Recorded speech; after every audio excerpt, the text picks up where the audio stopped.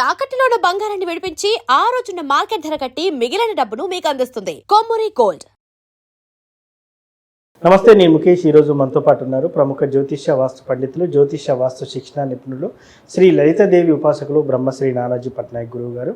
అదేవిధంగా జూన్ నెలలో 12 రాసుల వారికి ఎలా ఉండబోతుంది, 12 రాసుల వారికి మంచింత చెడంత, ఒకవేళ చెడున్న వారు ఎటువంటి రెమెడీలు చేసుకోవాలని గురువు గారిని అయితే అడిగి తెలుసుకుందాం. గురువు గారు నమస్కారం. శ్రీమాత్రేయ.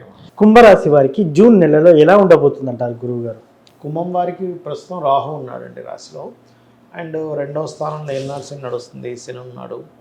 అండ్ 3లో కుజుడు, ఆ కుజుడు కూడా 23వ తేదీ వరకు ఉంటాడు. తర్వాత ఈ శుక్రుడు బుధుడు అండ్ గురువు చూసుకున్నట్లయితే వీళ్ళు గురువు ఏమో 2వ తేదీకి మారిపోతున్నాడు 6వ స్థానంలోకి. ఇక శుక్రుడు అయితే 9వ తేదీకి వెళ్ళి గురువుని కలుస్తాడు.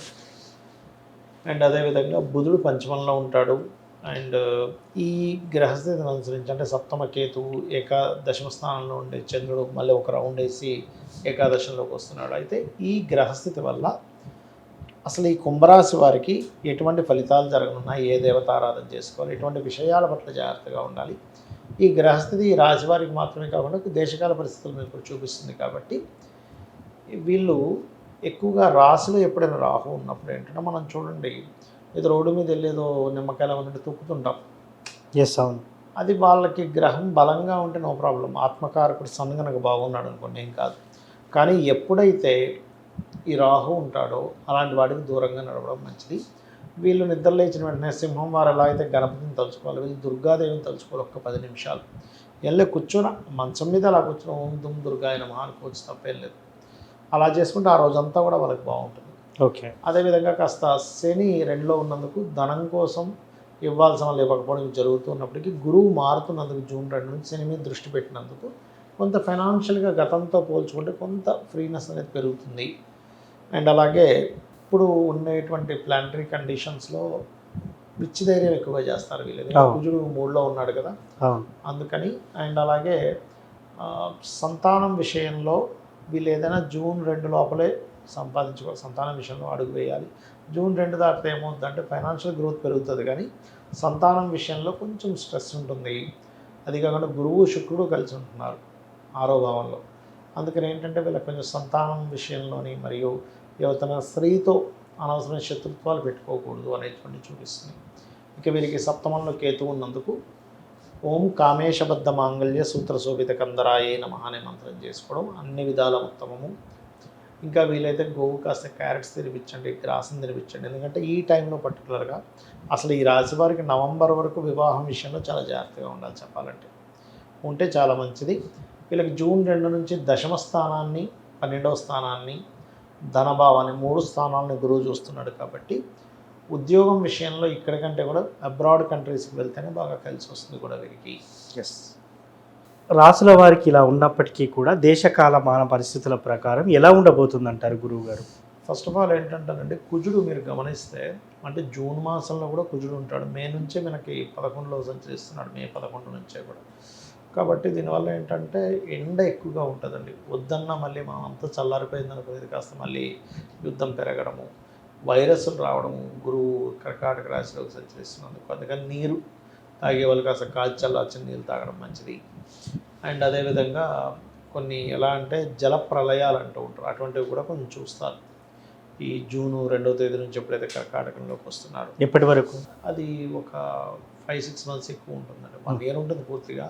అదేవిధంగా ఈ ధరలు పిచ్చి పిచ్చిగా పెరగడం, తగ్గడము, కొన్ని చమురు ఇట్లాంటివి లోటు రావడం లాంటివి చూపిస్తున్నాయి. అయితే నేను చెప్పేది ఏంటంటే ఇక్కడ వీళ్ళ రాశి నుంచి అంటే ఇప్పుడు చూడండి, మామూలుగా అయితే మే ఎండింగ్ అయిపోయిన ఎండ అయిపోద్ది. అవును. కానీ ఈసారి ఏమవుతుందంటే జూన్లో కూడా ఎండ వాన 2 పెరుగుతాయి. ఓకే. ఒక పక్క వర్షము వస్తుంది, ఒక పక్క మళ్ళీ విపరీతమైన ఎండలు వస్తూ ఉంటాయి. అంటే ఈసారి ఎక్కువ కాలం ఎండాకాలం ఉంటుంది చెప్పాలంటే. ఓకే.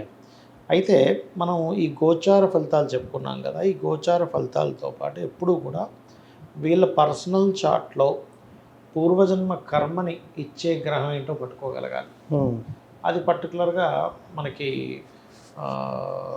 ఒక్కొక్క లగ్నానికి ఒక్కొక్కరు ఉంటారండి. మేషం వాళ్ళకి బుధుడు శని. సో బుధ శనులకి ఎక్కువ దానాలు ఇస్తుండాలి. అంటే నువ్వులు, మినుములు, మన పెసలు, వృషభం వారు అనుకోండి వాళ్ళకి గురువు అవుతాడు, శనగలు ఇస్తూ ఉండాలి ఎక్కువగా. మిథునం వారు కందులు ఎక్కువగా ఇస్తూ ఉండాలి. అండ్ కర్కాటక రాశి వారు ఎక్కువగా వీళ్ళు ఇవ్వవలసింది ఏంటంటే బొబ్బర్లు ఎక్కువగా ఇస్తూ ఉండాలి. సింహం వారికేమో నువ్వులు, పెసలు. కన్యవారికి పర్టికులర్గా బియ్యం ఎక్కువగా దానం ఇస్తూ ఉండాలి కన్యవారు. తులారాశి వారు కనుక చూసుకుంటే, అంటే తులారాశి వారికి ఏంటంటే సింహంలో కేతు ఉన్నాడు కదా, అందుకని వీళ్ళు ఎక్కువగా ఉలవలు, గోధుమలు, శనగలు ఇస్తే మంచిది. ఎందుకంటే లాభస్థానాన్ని ఆపుతుంది తులారాశి వారికి సింహంలో ఉండే కేతువు వల్ల.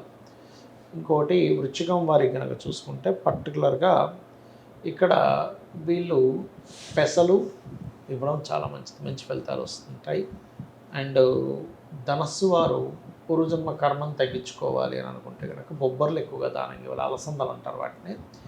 మకరం వారు కందులను ఇవ్వాలి, మరియు కుంభం వారు కాస్త బియ్యము దానంగా ఇస్తే మంచిది, బియ్యము శనగలు కూడా దానం ఇస్తే మంచిది.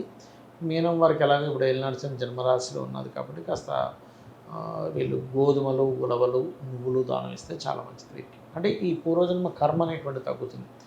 దాంతోపాటు ఎవరెవరికి ఏ లగ్నం వారికి ఎవరు పంచమాధిపతి అవుతారో ఆ దేవత సంబంధించినటువంటి చాంటింగ్ చేసుకోవడం మంచిది.